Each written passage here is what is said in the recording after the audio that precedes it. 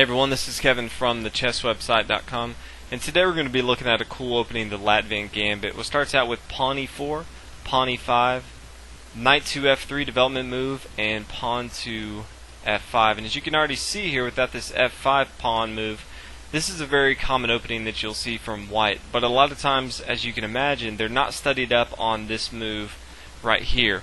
A player starting out with e4 and knight to f3 is really not expecting black to play this Latvian Gambit, and a lot of times they may not have seen it at all. And so if you're not playing at a master level, if you're playing club level or below, rated 1800 or below, I would definitely recommend looking at this, because you're going to see this opening a lot from white. And so if you get very good at the Latvian Gambit and you're a very aggressive player, this is not a very good opening if you're not a aggressive player at all. But if you are very aggressive and you want to learn a new line, I definitely recommend this, because black has a lot of success, especially if white's never seen this. A lot of times they can have a very easy win because white's just not accustomed to playing against this defense from black. So we're going to go ahead and take a look at some of the main lines from both sides and talk about some of the key concepts that you always want to remember when playing the Latvian Gambit.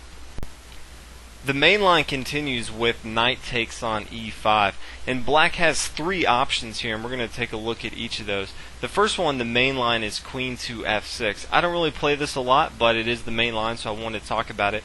And white has two options here. He can bring down his pawn to d4 to hold on to this knight, or instead, since he's going to kick his knight out anyway if we move our pawn up, a lot of times you'll see white bring his knight back to c4 here. And that's the main line. What you also may see from black is bringing his knight to c6.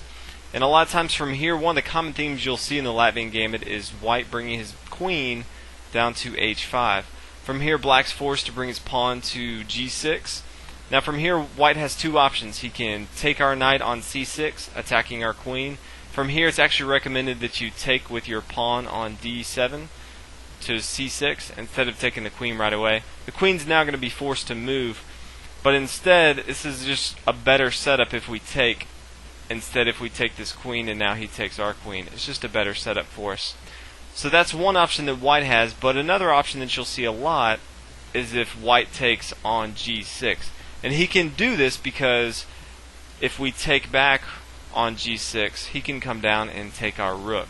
Now that's not to say that we don't want to do this. Again, a lot of times if you play the Latvian Gambit, you're all about sacrificing pieces over and over and over again.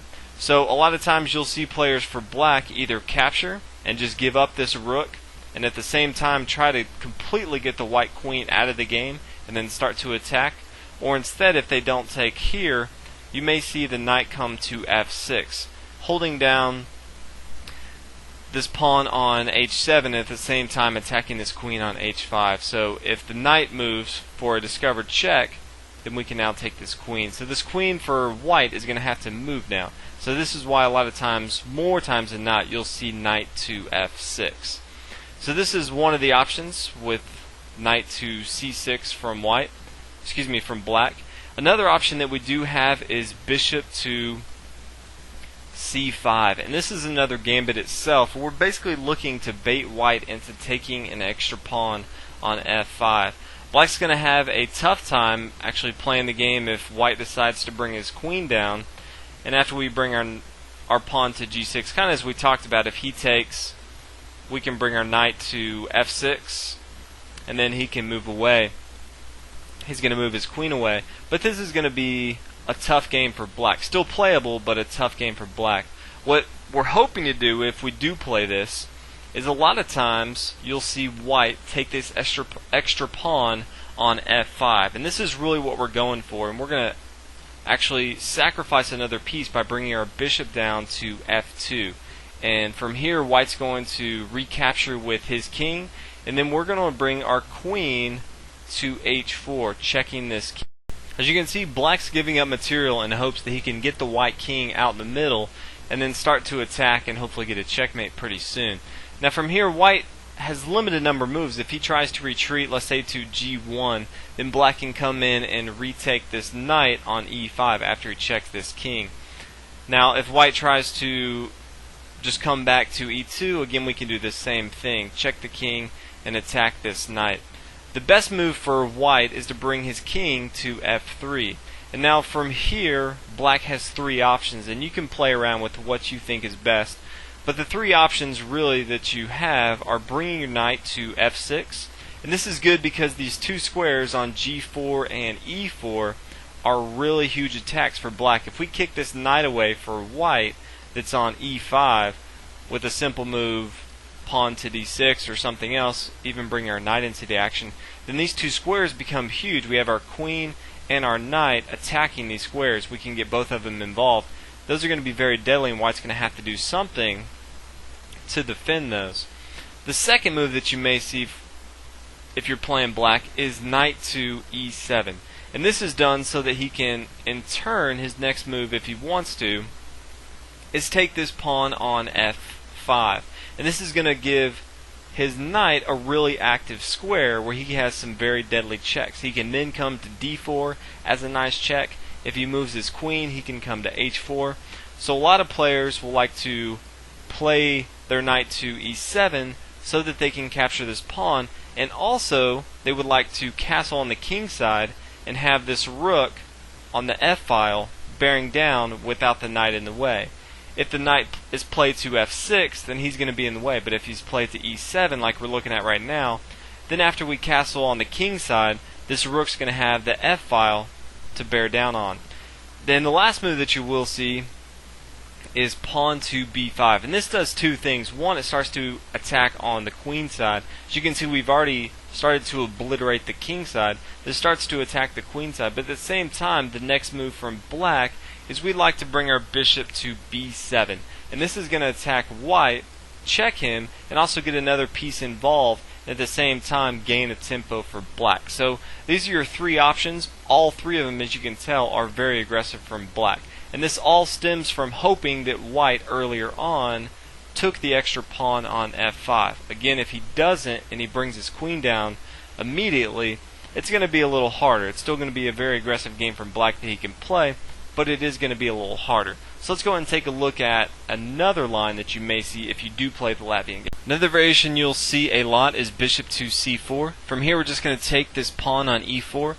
The knight's going to be forced to move, capturing on e5, and we're going to develop our knight to f6, defending our pawn. And we're going to go ahead and give up this move to knight to f7. And from here our queen's going to come to e7. This is very important, and we'll see that in just a minute. We're going to give up this rook. Again, the Latvian Gambit. Feel free to give up as much material as you need to. After it does this, we can now bring our pawn to d5, and the bishop now has to come back to e2. If he doesn't come back to e2, if he goes back to, let's say, b3, then we can bring our bishop to g4, and we're going to win this queen one way or another. Again, this queen on e7 is very important because it eyes down, and if our pawn moves, we now have a discovered attack on the white queen, on the white king. So this is one variation that you'll see more times than not. Let's go ahead and take a look at a few more. The next move you might see from white is knight to c3. Simple development move, attacking the center and getting another minor piece involved. And from here, black's going to play similar to the king's gambit on the reverse side, and he's going to bring his knight to f6, attacking this pawn here on e4. And at the same time, he's going to look to get his bishop, his dark square bishop, involved, and then castle on the king side and have his rook on this f-file bearing down. So if you're familiar with the king's gambit, a lot of times if you see this variation from white, it's going to be a lot like the king's gambit, just played on the flip side as you're playing from black. So you may see this. It's very rare that you will see this, but you may see it. And the last one that you may see, instead of taking with his knight to e5, you may see the pawn capturing on f5. And this is completely fine. Black's going to continue to push up the board with pawn to e4, attacking this knight. And then you may see the knight come down to e5. And then black has a few options, but the most common move that you'll see from black here is bringing his knight to f6, kind of as we talked about before. Now, instead of attacking, he's defending this pawn on e4, getting ready to get his dark square bishop involved. At the same time, he can castle on the king side. So as you can see, this is going to be a very aggressive line from black as he eyes down this f-file. And these are the most common lines that you will see in the Latvian Gambit. Obviously, the first couple that we looked at are going to be the ones that you see more often than not, but there are a few times where if someone completely hasn't seen it, you may see them play one of these last few moves. But as you can tell from this opening, it's a very aggressive opening, and black has a lot of good lines that he can completely destroy white. So if you're playing with someone that hasn't seen this, or you're playing someone much higher rated that is completely well versed in the Italian game and the Ruy Lopez and a lot of the games that stem from this knight to f3 in the very beginning, you may just want to throw this in there and just see how they react to it, because a lot of times white has an epic fail and just gets destroyed by black. So hopefully you guys enjoyed this video. Hopefully you guys have learned something new about a new opening that you may have never seen before. If you haven't already, please subscribe to the channel, and I will see you guys in the next video. Thanks for watching.